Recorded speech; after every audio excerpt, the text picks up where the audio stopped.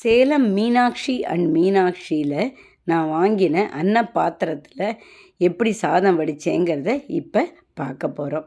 அதுக்கு நான் 1 கப் அரிசியை நல்லா வாஷ் பண்ணி அதில் ஒரு டம்ளர், பெரிய டம்ளர் தண்ணி ஊற்றி கொஞ்ச நாள் ஊற வச்சேன். அதாவது அந்த தண்ணி வச்சு அந்த தண்ணி கொதிக்கிற வரைக்கும். இந்த பாத்திரத்தில் 1 கப்பு அரிசிக்கு 6 கப்பு தண்ணி விட்டேன். தண்ணி வந்து நீங்கள் எப்படி வேணால் விட்டுக்கலாம், ஏன்னாக்கா அதை வடிக்க தானே போகிறோம், கொஞ்சம் கூட குறைய இருந்தாலும் தப்பு இல்லை. அந்த தண்ணி நன்னா தழைச்சதும் அதில் ஊற வச்ச அரிசியை போடணும். அவள் வந்து நமக்கு 2 மூடி கொடுத்துருக்கா, ஒன்றில் ஓட்டை இருக்குது, ஒன்றில் ஓட்டை இல்லை. இந்த அரிசியை சேர்த்ததும் ஓட்டை இல்லாத அந்த மூடியை போட்டு மூடி வச்சிடணும். அதுக்கப்புறம் இதுக்கு அடுப்பில் வச்சு கொஞ்ச நாள் கொதிக்கிறது இல்லையா, அதுக்கப்புறம் என்ன ஆகும்னாக்க அந்த சைட்லேருந்து கொஞ்சம் இது வரும், ஆவி மாதிரி வரும். சாதாரணமாகவே உங்களுக்கு தெரியும், ஒலை வச்சோன்னா அந்த தண்ணி மேலே வரும், அந்த மாதிரி ஆகும் இல்லையா. அந்த மாதிரி ஆகும்போது அடுப்பை சிம்மில் வச்சுடணும்.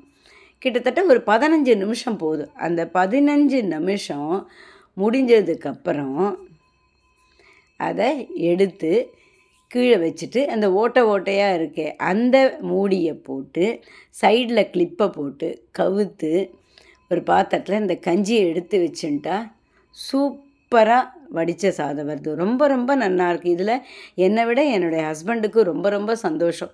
அவர் கொஞ்சம் நடுவில் ரொம்ப வெயிட் லாஸாக இருந்தார். இப்போ இந்த மாதிரி சாதம் வடித்து கொடுத்தப்புறம் அவர் என்ன சொல்கிறார், எனக்கு ரொம்ப பிடிச்சிருக்கு, நான் நன்னாவே சாப்பிட்றேன் இப்போ அப்படிங்கிறாரு.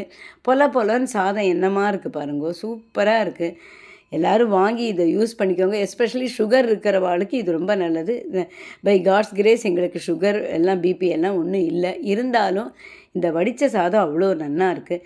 நம்ம மீனாட்சி அண்ட் மீனாட்சியில் நிறைய பாத்திரங்கள் எல்லாமே ரொம்ப நல்லா இருக்குது. நான் இதுதான் ஃபஸ்ட்டு டைம் இது தான் வாங்கினேன். மிஸ்டர் சங்கருக்கும் அவரோட இந்த ஒர்க் பண்ணுற எல்லாருக்கும் எங்களுடைய வாழ்த்துக்கள். வாழ்க வளமுடன். அவரோட குடும்பத்தோட சங்கர் நன்னா இருக்கணும். Thank you mister Shankar.